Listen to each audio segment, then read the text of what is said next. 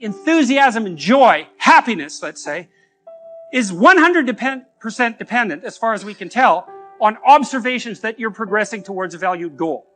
It's not attainment focused, that's satiation. You get something you want, and you're satisfied about it. That's a whole different neurochemical system. But enthusiasm and joy that people associate with happiness manifests itself when you're moving towards a valued goal. So if you don't prioritize your goals because you don't exist within a structure of value, then you have no positive emotion. And positive emotion is half of forward-moving motivation. Well, in fact, in terms of forward movement, it's almost all the motivation, because the embodied manifestation of positive emotion is the movement towards a valued goal. That's what it is.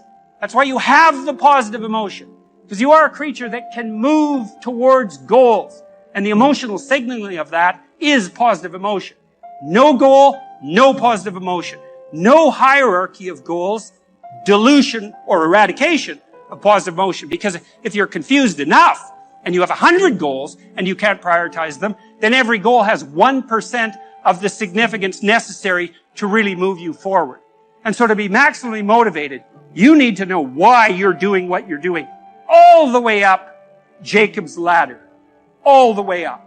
And that brings us to the notion of the macrocosm that's the heavenly hierarchy. And in some sense, it's a psychological macrocosm, although not in all senses, because it brings society into the purview. So here's a proposition. Any system of priorities is a structure of values. So you may or may not accept the proposition that you have to hierarchically arrange your perceptions. You also, by the way, have to do the same thing on the action front. Because if you're inclined to do 10 things at once, you can do none. And consciousness, by the way, is a very narrow channel. And we generally can only concentrate on one thing at a time. And the reason for that, in some sense, is because we can only act out one thing at a time. And so not only do you have to prioritize your perceptions, which are action-based anyways, you also have to prioritize what you're going to do. Because you have to do the first thing first. And then the second thing, and the third thing. And that's obviously a structure of priority. And a structure of priority is a structure of comparative value. And a hierarchical structure of comparative value is an ethic. And so what that means, as far as I can tell, and this is something, if it's true, is that we cannot see the world except through an ethic. And I mean that literally as well as metaphorically. You literally cannot see the world or act in it. You cannot perceive the world except through a structure, a hierarchical structure of value, which is an ethic. And so then I would say, and here's something else to chew on for like 20 years, a story is a verbal description of a hierarchy of perceptual and action prioritization. And the reason that we're so attracted to stories is because it's so difficult to perceive and act in the world that we're hungry at the level of soul for a narrative that represents to us a hierarchical ethos that we could embody as a model for emulation. And so that's what our stories are. They're models, they're ritual models for emulation, most fundamentally. And the anti-hero story, well, that's easy enough to contend with. It's like, watch this person who ends up in catastrophe and hell and do the opposite of whatever it is they're doing. And so that's a powerful lesson, because there's something very compelling, as we said before, about very powerful negative emotion. And so, even if you don't believe in heaven, you might be able to conjure up a belief in hell. And if you can't, I would say, well, you're either not using your imagination, or you're hiding, or so far, you're just lucky. But I wouldn't expect that to last. One question might be, well, what do you mean to be a good person? And of course, that's the problem of the logos. And the answer to that would be something like, well, I want to be the proper mediator between possibility and actuality, such that the best possible actuality can be manifested by the possibility that I confront. And every bloody thing you do, everything you see, is either nested in a unified hierarchy like that, or it's not. So let's say, what happens if it's not? Well, we actually know what happens if it's not. And let's say you're not unified psychologically in your value orientation.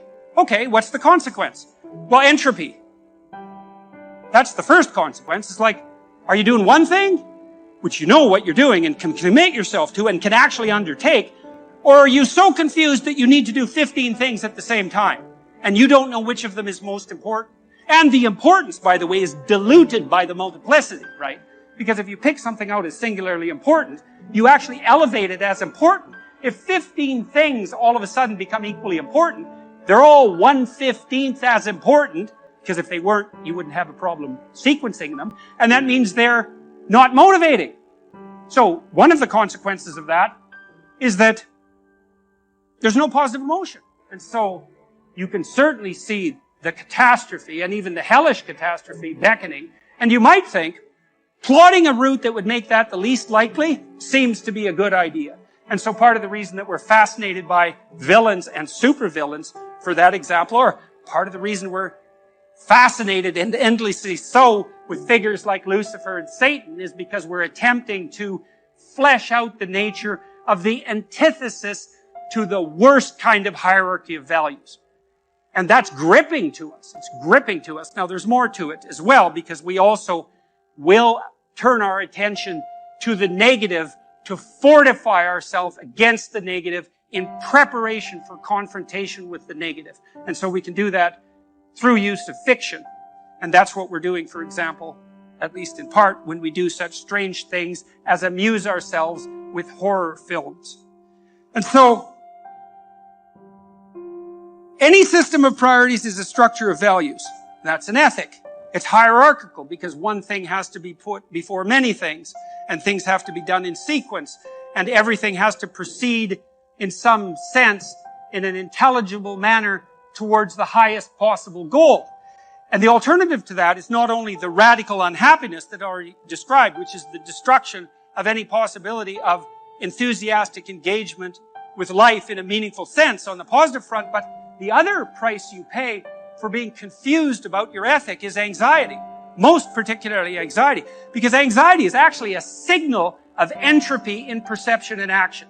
If you don't know what you're doing, you don't know where you are. And you don't know where you're going. And if you're in a place where you don't know where you are or where you're going, you're in danger.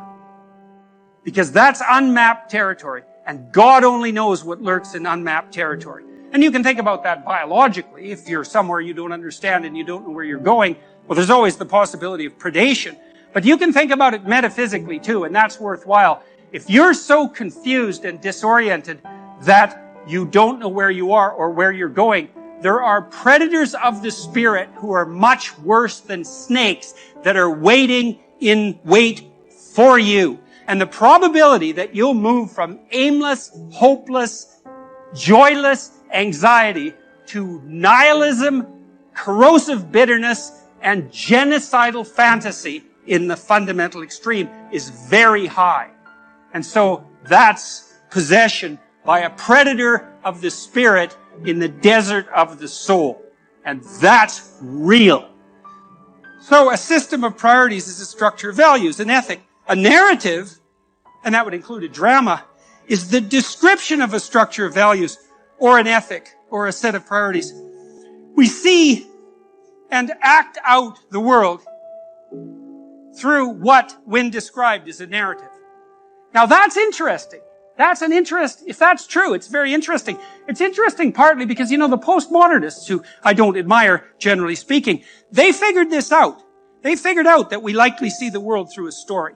And that might even be true for scientists, is that a scientist, and Carl Jung believed this too, by the way, is that science takes place within a surrounding narrative.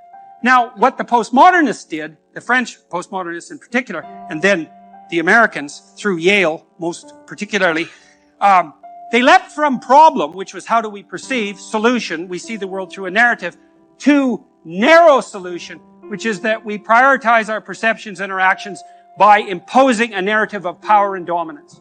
And they swiped that from the Marxists. And that is simply not true. There is no evidence for that. Animals don't even do that in their social communities, or when they do it, they erect unstable and extremely violent social hierarchies. There's no evidence whatsoever that hierarchies predicated on a narrative of power function productively Even for the people that impose the narrative of power.